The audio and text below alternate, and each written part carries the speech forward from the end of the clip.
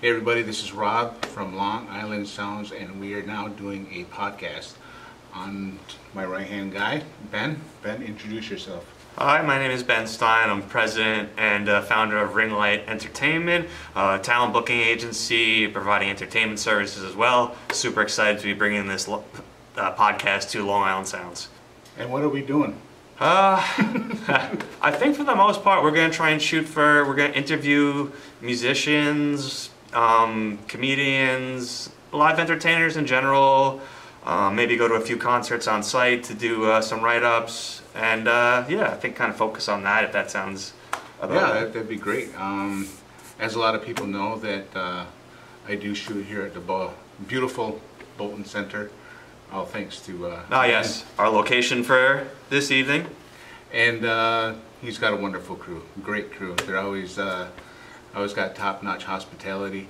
You're going to see a few photos of the theater as we do a little tour, and so you can see for yourself what a great theater this is. And right now we're actually in the VIP area, VIP lounge area, is that right? Yeah, so they used to use this area pre-pandemic really for, like, the Jonas Brothers were here before they blew up. They would have a table here in the corner and they would sign photos and do like a VIP meet and greet that would not open to the public. But now this is more of a cocktail lounge that we're going for that vibe. How does that work? Do you still do meet and greets and stuff like that up here, and autograph signing? Yes, I mean we do meet and greets. We have them up here for some artists that have been used to doing them up here that have performed here in the past. We also have, we call them informal meet and greets that are in the downstairs lobby where they're with their merchandise as well. Just, telling, saying goodbye to the patrons on their way out and patrons saying what a great show. So there's kind of two forms of that. Is there any particular genre or what really sells, or is it kind of like a hit and miss?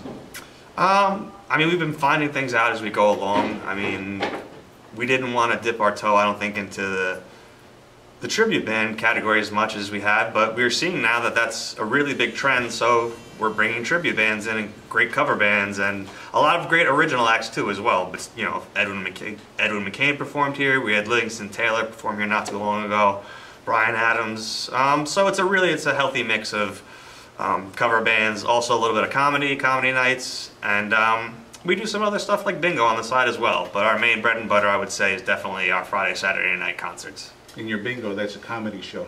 Yes, so that is a really fun it's an interactive bingo show with two friends of mine that are perform as Dorothy and Sophia from the Golden Girls, and we have bingo, and last week we had 188 people, I think, for bingo, and we gave out over $2,000 in prize money. Wow. So just an example of that. That's something cool that on the side, that's not a concert, but it's still entertaining. Is that scheduled on a monthly basis or bi-monthly, or is it just like whenever you want to, or when you have a calendar opening? Yeah, so I'm fortunate enough, like I said, they are friends, so if I reach out and say, we want to, do this date, that date, they'll come back and say, we have this available or that available.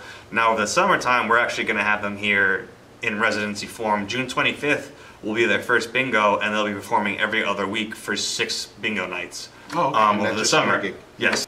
Oh, you also have Tim Reynolds coming up, which is the guitarist for Dave Matthews. Yep, TR3, yeah, that's going to be a really fun show we're looking forward to.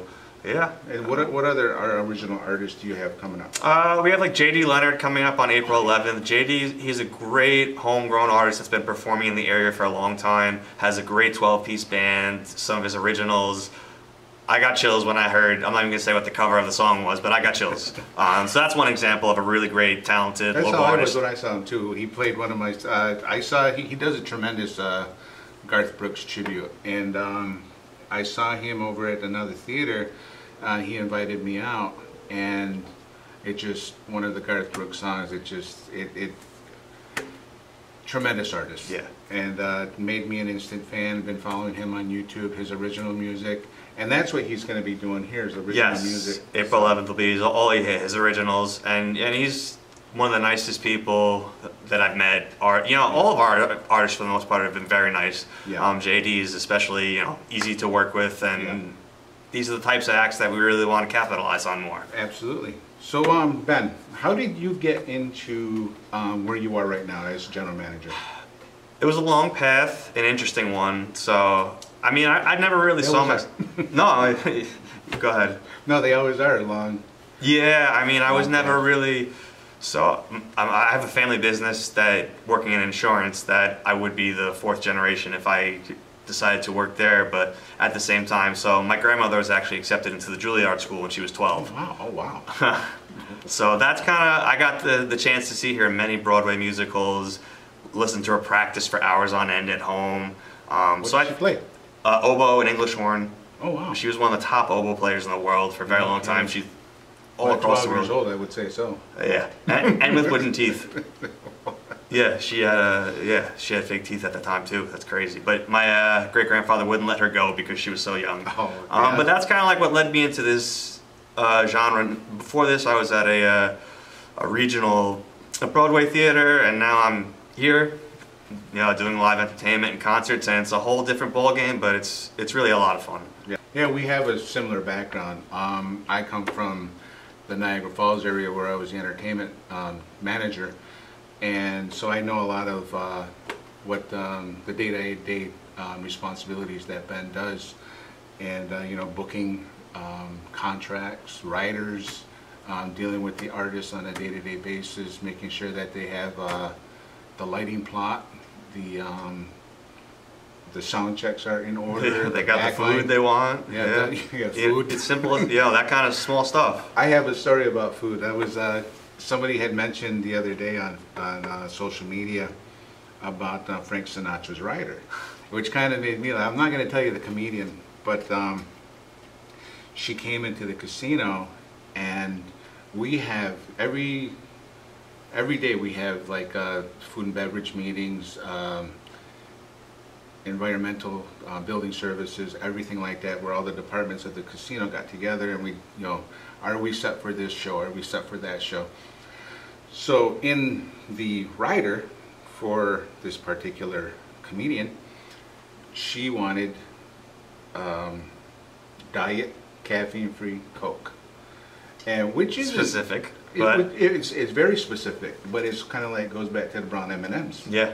And so about a half hour before she goes on stage, she says, "Where's my caffeine-free Diet Coke?" We have this other. I didn't ask for that. That's not in my rider. My rider, I have in my contract. I have this particular, and she refused to go on stage because it was not in her rider, or it was not on her. It was on her rider. It was not on her. Is that gold in her can? green room. Yeah, Right? yeah, Yeah, exactly. the gold can of Coke. It's So- I remember that. We had one of the other entertainment, the executive side of the entertainment management. She had to go to 3 different stores to actually find, within that half hour, caffeine-free Diet Coke. And it wasn't until like 5 minutes of 8, 5 after 8, she walked in with that, with the Coke. She didn't even want it. Oh, She didn't even want it. Oh, She my just, God. it's in my rider, and I don't have to go on stage until I get. I would have dumped that all down the drain. I'm sorry, but But yeah, that's the thing with that's how. I mean, I'm sure you got horror stories too. But yeah, no, I mean, this is actually my first time as a general manager. Also, so I see the riders and hospitality and things like that, and yeah, there are some extensive riders. I guess is the best way to put it, and we try and trim it down a little bit to a reasonable amount, I think. So yeah, like I said, everybody has their horror stories. Yeah, we got celebrities coming too. Yes, we do. Well, we're not going to tell you who. We are in the process of lining some awesome acts, and Ben has got some excellent ideas on how we're going to showcase them. Yeah, and if your business would like to become a sponsor for the Long Island Podcast, please feel free to reach out to us. We do have slots available as far as putting logos in the videos and things like that, or an interview. So please keep that in mind as well. Yeah, like we said earlier too, there are a couple of, the summer's here, or getting here, and we're going to be doing a lot of, there's a lot of, like the Tanner. Yes. That's, we're good. So very possible we'll be on location. Big thank you to the Bolton Center for allowing us to Yes. film on location. Thank you very much, Bolton Center for the Performing Arts. Yeah, we have a bunch of great shows coming up too. Definitely visit our website, boltoncenter.org. Call the box office 631-969-1101. Otherwise, We hope to see you soon. I'm gonna go and take a couple of photos to add to the podcast and make a little montages. So enjoy the video clips.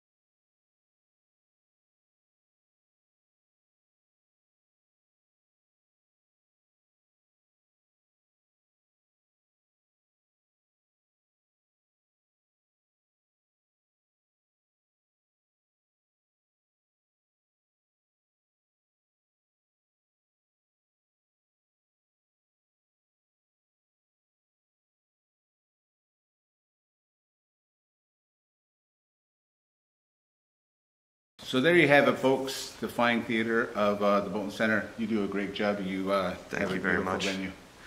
So what do we have coming up? I mean, we have a lot to look forward to with this podcast. We're gonna, like I said, we're gonna bring in local artists, and reach out to some national touring artists as well. So really, there's a lot of more episodes to look forward to with a lot of musicians that you may or may have not have seen, and really explore the live music industry around here and how it's doing all around. And yeah, here at the Bolton Center, and yeah, I would say that pretty much sums it up as far as really trying to cover all our bases. We have TR3 coming up. We have Cimarron 615, JD Leonard. Are there country? Yeah. Okay. Cimarron, that's going to be a country show. So it's not just one general specific. You're not just doing tribute bands. You're doing everything. Like you mentioned, the comedy show, the comedy bingo. Yeah, we're trying to stick to like a percentage of like 30% of tribute bands. Summer's coming. You're going to be doing the yacht rock. Yeah, I know, because all the townships, they buy up the good talent, so we're gonna have to get creative with bingo There you go. and stuff like that. We're gonna do tons of movies over the summer too, and yeah. You got the huge screen, so you saw the picture of the screen. So I was here for, I think I saw Jaws here. Jaws, yep. Yeah, a couple years ago when you guys opened a theater back up after the pandemic, the dreadful pandemic. Now, do you do the any Broadway, or do you do plays or musicals here? Not at the moment. No, we don't do any like musicals. I mean, from my experience, I just backstage, and as far as accommodations, it's easier just to have comedians live.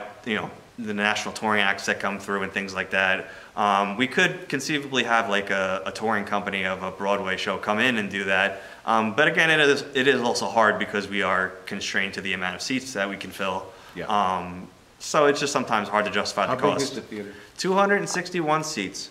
But that's not including the handicap. Yeah, we also have some spaces that are available for folks who are sitting in their wheelchair that want to enjoy the concert. They can roll right into that spot, and they have a companion seat next to them for whoever might be attending with them. So as you can see, they've got a full schedule, even though most theaters, and I'm sure you're not unlike the same thing, the season is pretty much over, or almost, it's coming. Yeah, we're booked up to like June-ish, and then we start up in September again.